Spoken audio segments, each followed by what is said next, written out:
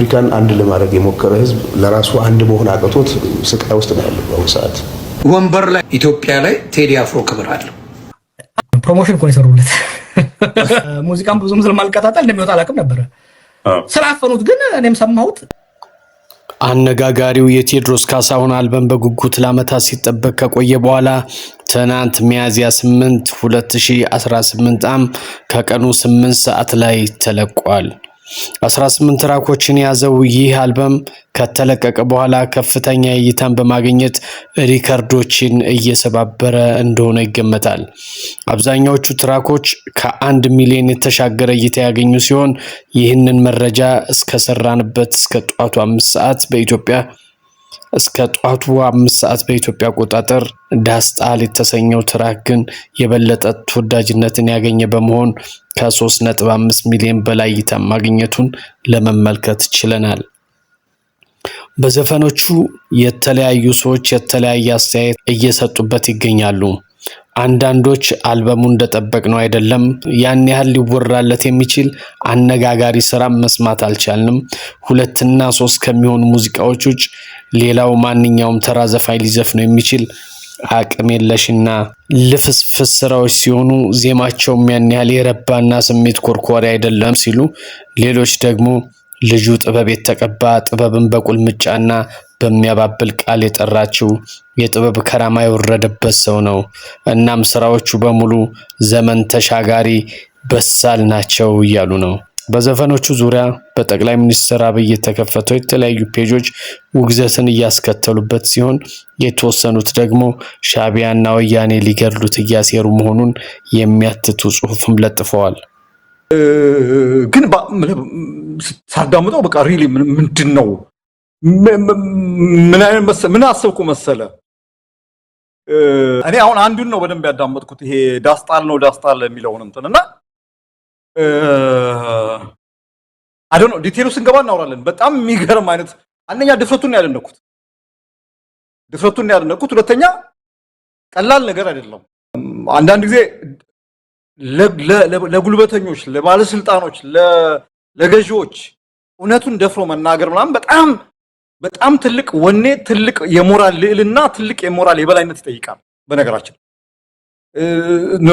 ስፒክ ቱ ፓወር የሚባል ነገር አይደለም። ለኃይል ለስልጣን እውነቱን መናገር እንትን ማድረግ ማለት ነው። እና ቴዲ በጣም በሚገርም ሁኔታ ማለት ነው አሁን ይሄ ዘፈኑን ሳዳምጠው ማንኛውም አማርኛ መናገር የሚችል አማርኛ ማዳመጥ የሚችል ሰው ፖለቲካዊ ትርጉሙ ወደሚረዳው ክልካቸው በዘረኝነት እንዴት ይገፋል ኢትዮጵያዊነት፣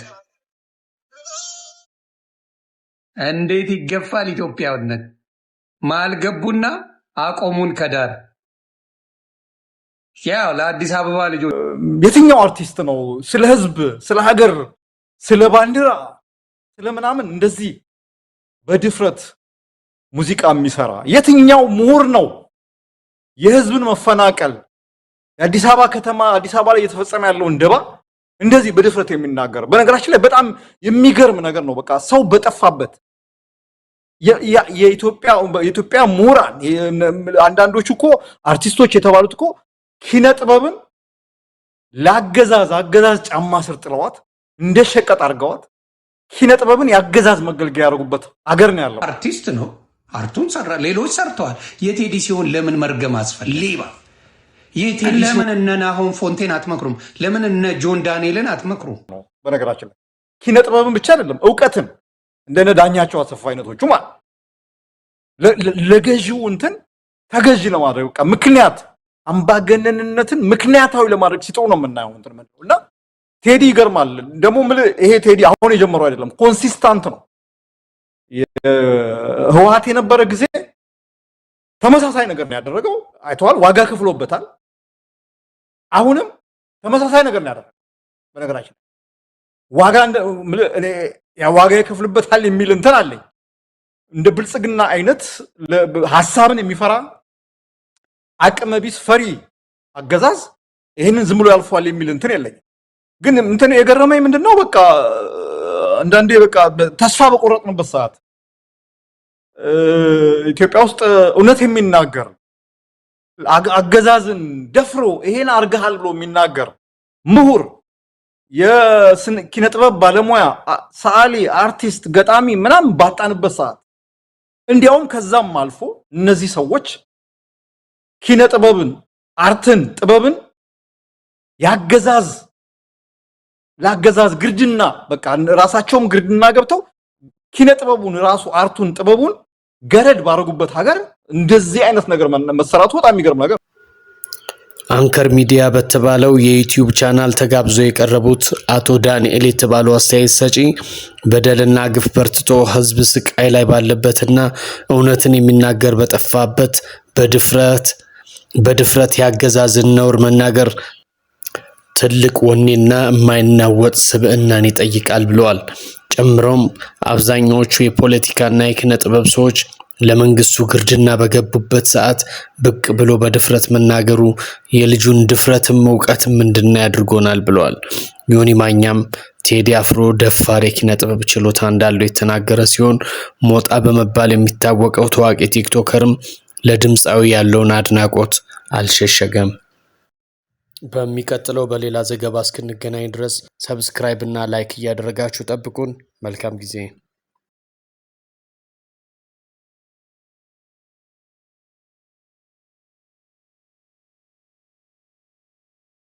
ያው ለአዲስ አበባ ልጆች ነው። ግን አዲስ አበባ ቴዲ አፍሮ አርቲስት ነው፣ አርቱን ሰራ፣ ሌሎች ሰርተዋል። የቴዲ ሲሆን ለምን መርገም አስፈለገ? ሌባ